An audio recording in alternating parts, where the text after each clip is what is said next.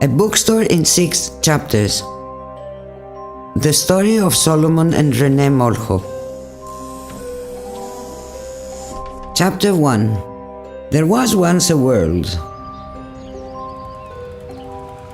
Thessaloniki, or Salonika as it was once called, is an ancient city. Our history goes back more than 2,000 years.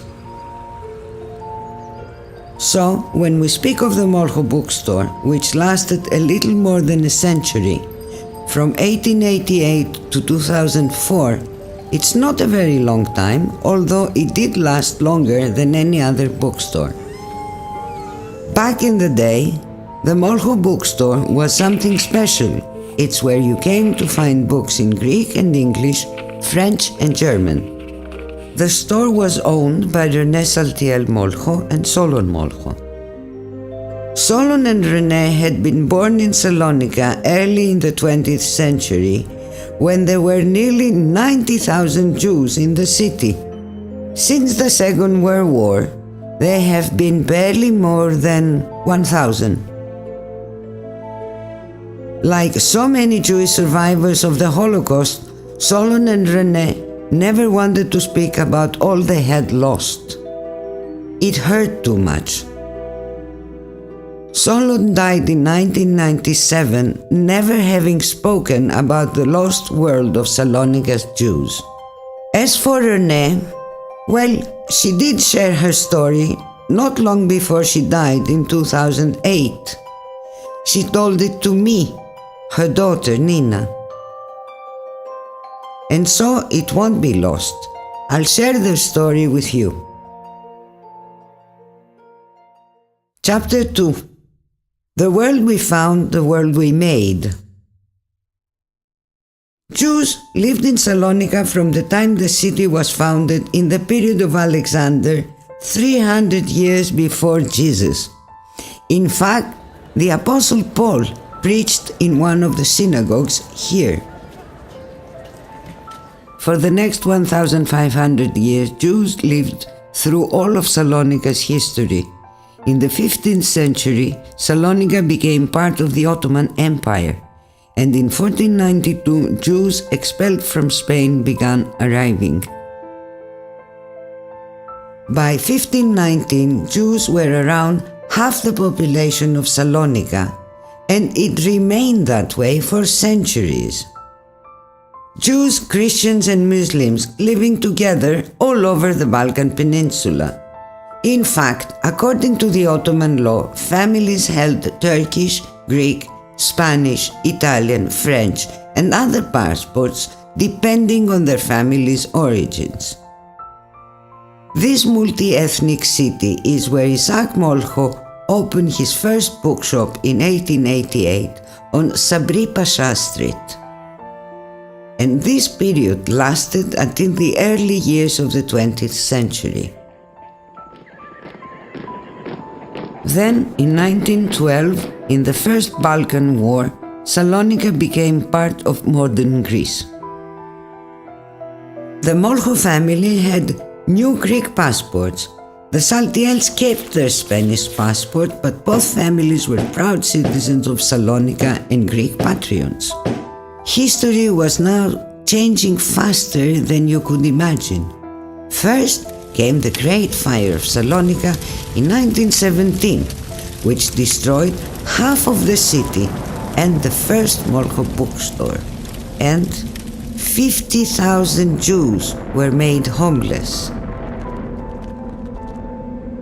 Then, in 1923, there was a massive population exchange with Turkey.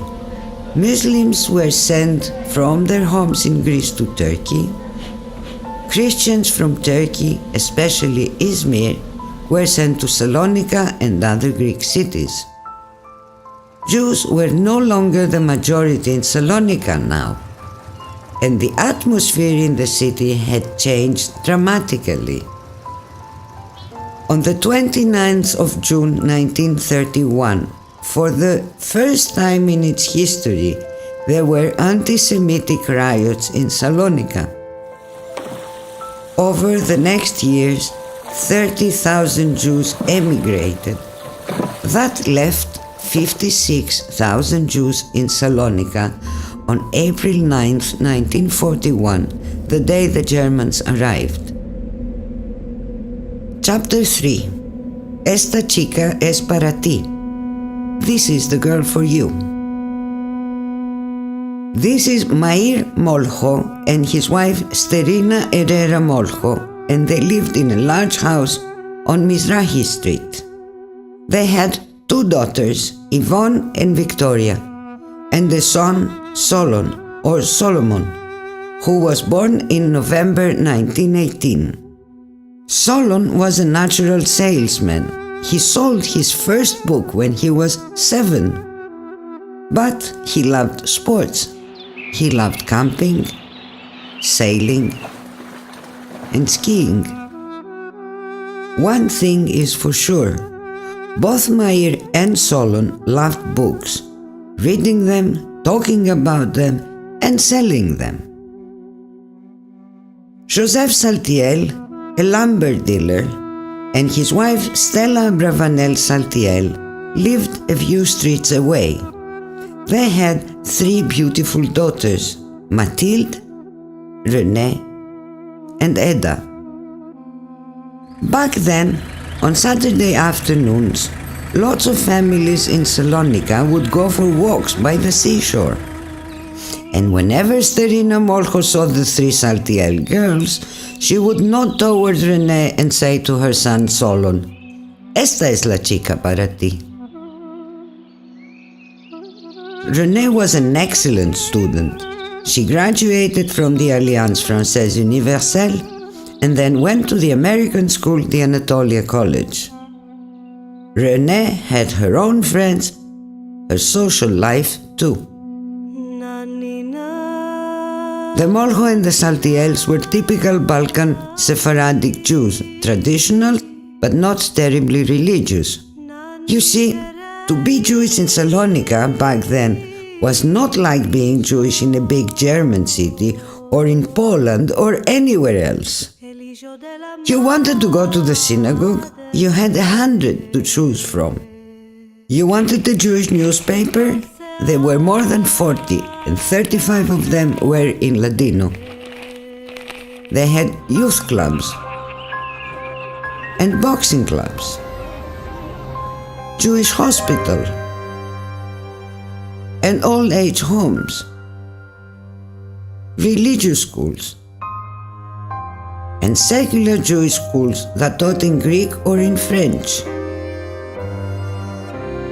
At the edge of the town, there was the largest Jewish cemetery in the entire world.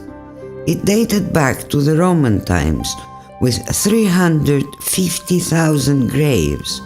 That is more than the great Jewish cemeteries of Warsaw and Berlin combined. Chapter 4. When the world went dark. On the 28th of October 1940, when the Italian fascists invaded Greece, Solon and more than 12,000 other Greek Jews defended their country. Our armies held off the Italians for half a year. In view of the upcoming invasion of the Germans in Greece, Solon was instructed by his commanding officer to depart on foot and deliver the unit's cash to the Greek military authorities. He arrived to Salonika after the Germans that had already invaded Greece and occupied the city on the 9th of April 1941. At first, no one was sure what would happen. But the signs were not good, and in December 1941, Mair Molho was forced to sell his bookstore to a Greek man, a Nazi collaborator, basically for nothing. Here is one of the papers from the time the store was confiscated. They even took away the name. One Saturday morning, on the 11th of July 1942, Jewish men were ordered to gather in the Freedom Square in the center of the town. Thousands came and registered. They were treated brutally, not only by the SS, but by regular Wehrmacht soldiers. There were even some local collaborators. They stood there in the biting sun of the summer the whole day, and after that came the forced labor brigades. From the summer 1942 until spring the next year, everything got worse and worse for Jews. The community had to give up all its money to the German authorities. Jews had to turn in their radios. They lost their jobs. Things were so bad that when Renee's mother Sterina had an appendix operation in January 1943, she died because they couldn't get proper medicine to treat her. The Wehrmacht administrator Marx Merten, in collaboration with the Greek administrator the Germans installed, Vasilis Simonidis, had the city employees destroy the Jewish cemetery. Then Dr. Merten, along with Dieter Wislieseny and Alois Brunner of the SS, turned their attention to those Jews not yet in the cemetery. First, in February 1943, Jews were forced to wear the yellow star. Then Germans forced the Jews into 5 ghettos in February 1943. Even the 100 of Jews like the Saltiels who had Spanish passports. It was then that Solon Molho made his escape. He came to say goodbye to Renee, then sailed away from Salonika.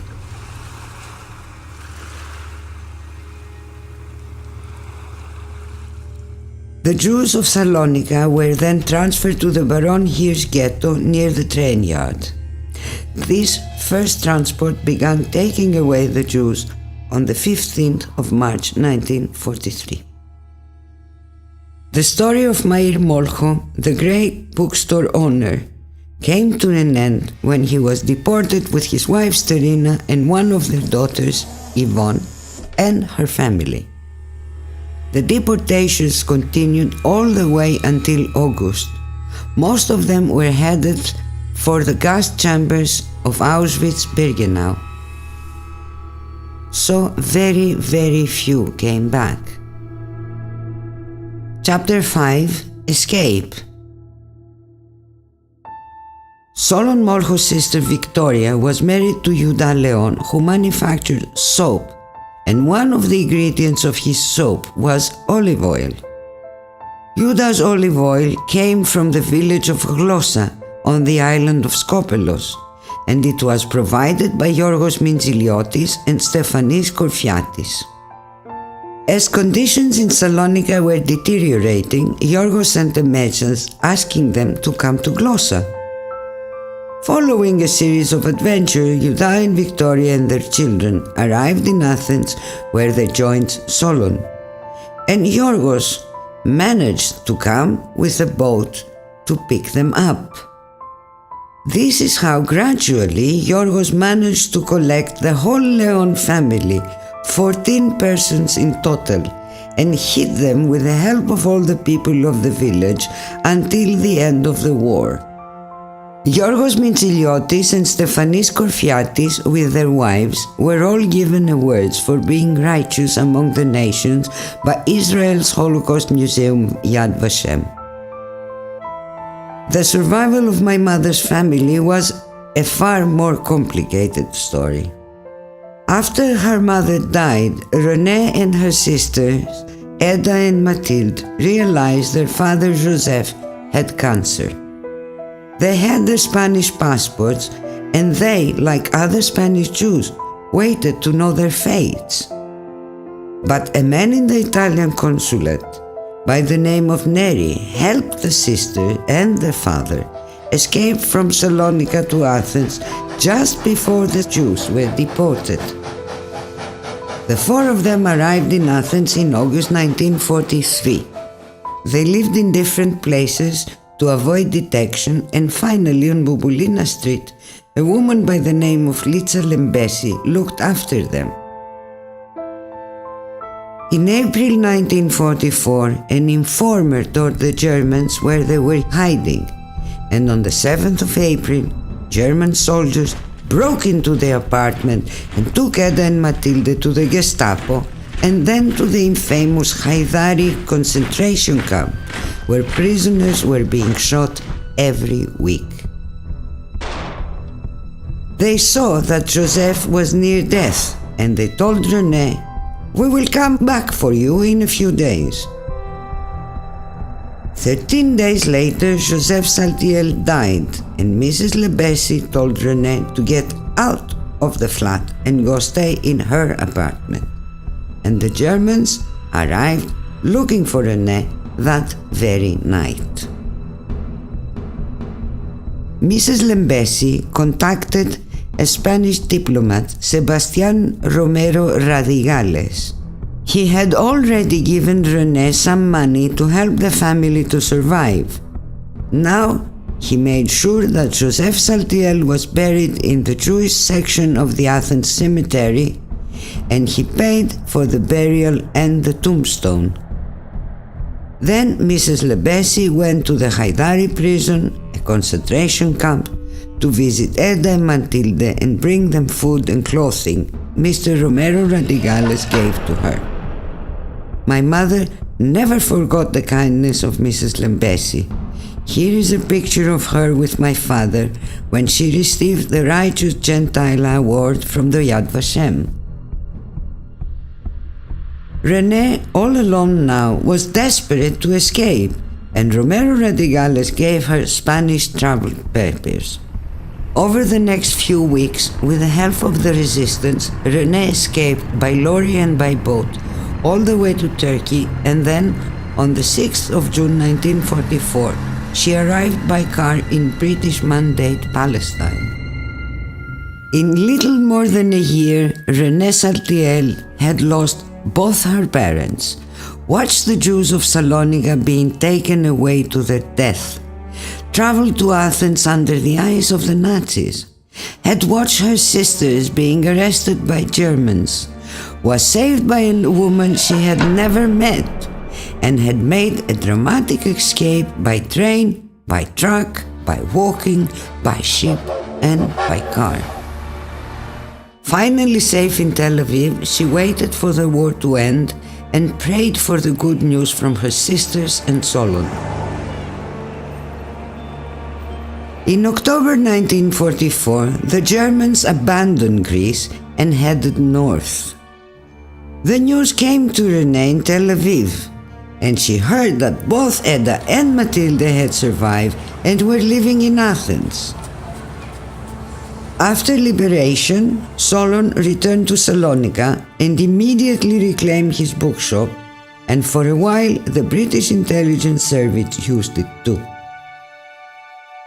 After that, Solon had another piece of business to settle. He sent a telegram to Tel Aviv and asked if Renee would marry him, and she accepted. And this is what he wrote to her. Habe deine Zusage erhalten. Sehr glücklich.